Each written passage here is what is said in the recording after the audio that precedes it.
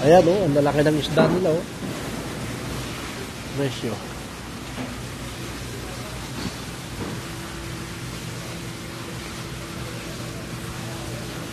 Ito yung kwan. Tawag dito? Sibas. Sibas. Ay, sibas. Kaya sa gulay.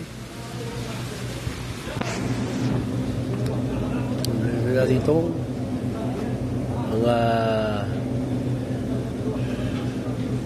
bibili namin. Sarap na mga isda. Mga paminta, mga sari-saring pang condiments na panghalo sa mga gulay, isda, mga hangan. Mga tinapay, mga presyo. Mura lang sila. Mga tinapay.